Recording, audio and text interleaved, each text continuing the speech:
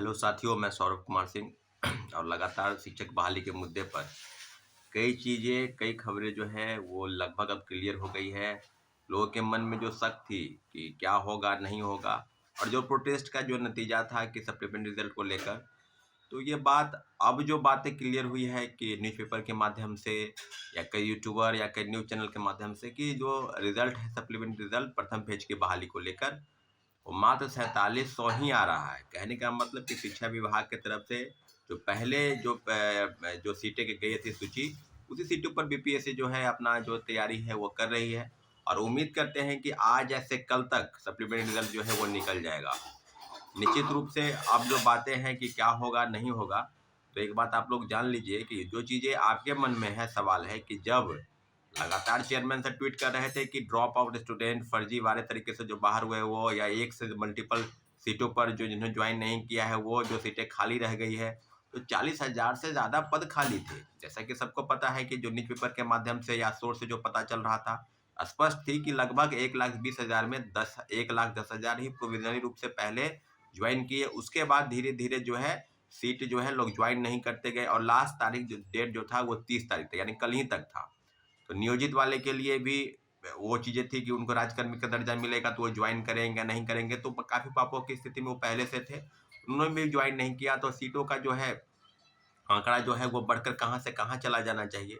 अभी जो मामला चल रहा है कि बीएड वाला क्या होगा, एनआईओएस वाला क्या होगा, डीएलएड वाला क्या, तो काफ़ी चीज़ें हैं। तो डीएलएड एनआईओएस के मामले में अभी तक राज्य सरकार की तरफ से कोई ऐसा चिट्ठी नहीं आया है कि प्रथम फेज की बहाली में उनको लेना है या नहीं लेना है। परंतु सुप्रीम कोर्ट के फैसले का सम्मान सबको करना होगा, चाहे वो कोई व्यक्ति हो, चाहे संगठन हो, या आयोग हो, या कोई भी। तो कानून के, हाँ, सुप्रीम कोर्ट में एक रास्ता है कि रिव्यू पिटीशन डाला जा सकता है, परंतु रिव्यू पिटीशन के डिसीजन क्या होंगे, उस पर क्या असर पड़ेगा।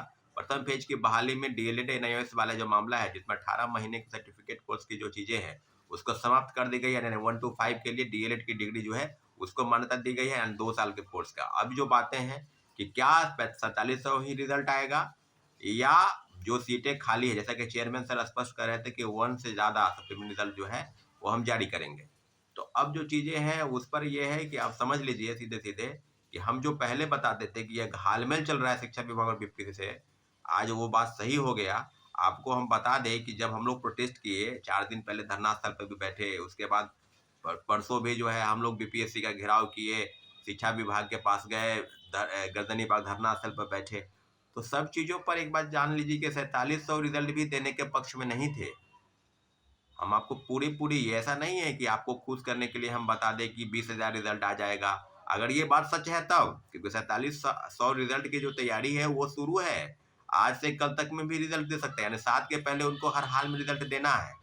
तो एक बात आप स्पष्ट बता देते हैं कि जब 7 की परीक्षाएं शुरू हो जाएगी उसके बाद सप्लीमेंट्री रिजल्ट देगा या नहीं देगा, तो अभी तो यही है। और लगातार ये भी चीजें कही जा रही है कि जो सीटें खाली होंगी या खाली है उसको तीसरे फेज की बहाली में, जैसा कि सबको पता है कि अगस्त में तीसरे फेज की बहाली की जो परीक्षाएं हैं वो शुरू होगी। तो अब जो संभावना है कि क्या होगा, आपके मन में भी काफी सवाल है। अभ्यर्थी लगातार ये बात कर रहे हैं, तो एक ही रास्ता है, आपके सिवा कोई दूसरा रास्ता नहीं है। सप्लीमेंट्री रिजल्ट, सीटें बढ़ेंगी, क्योंकि 4,000 5,000 रिजल्ट का कहीं कोई मतलब नहीं रह जाता है। आप सीधे सीधे जानिए कि जितने भी कट ऑफ है उसी कट ऑफ पर रिजल्ट आएगा। इसमें जो डेट ऑफ बर्थ को लेकर जो मामला है तो उस वो भी आप भूल जाइए कि डेट ऑफ बर्थ क्या होगा। तो अब जो चीज है कि क्या आपकी मंशा पर सवाल नहीं है, क्या आप लोग ही खुद नहीं चाहते हैं कि रिजल्ट आए? सिर्फ आप घर बैठे रहेंगे या सिर्फ कमेंट करेंगे और ट्वीट करेंगे तो उससे नहीं होने वाला है। आपको आना पड़ेगा, बीपीएससी और शिक्षा विभाग का चक्कर लगाना पड़ेगा। और सारी तैयारी अगर है तो आप लोग को बता दें कि हम बातचीत कर रहे हैं कल, कल नहीं तो फिर मंडे के दिन, क्योंकि रिजल्ट आ जाएगा तो फिर अब कुछ नहीं होने वाला है।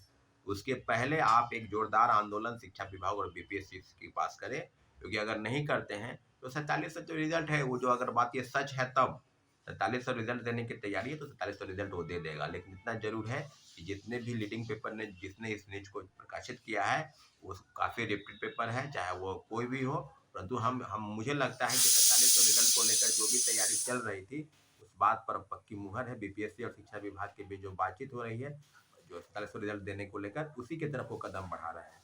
परंतु आपके पास अब एक ही रास्ता है कि आंदोलन के सिवा आपको दूसरा रास्ता नहीं बचा है। हम लगातार बोल रहे थे कि आप लोग भारी की सारी संख्या में आए, लेकिन उस बार भी लगभग 150-200 लोग ही आए। तो अब उम्मीद करते हैं कि कम से कम 5,000 की संख्या में, अगर आपको चाहिए या बिहार के किसी भी कोने में है और अगर आपको डेट फिक्स होता है तो सबको पता होता है कि आज आंदोलन है, आज ये है। तो सिर्फ न्यूज देखने से काम अगर चलेगा तो फिर आप घर बैठे हैं, घर बैठे ही रहिए, कोई बात नहीं। अगले जो तैयारी है थर्ड फेज की, सेकेंड फेज की, उसी में आप लगे रहिए, फिर वही होगा।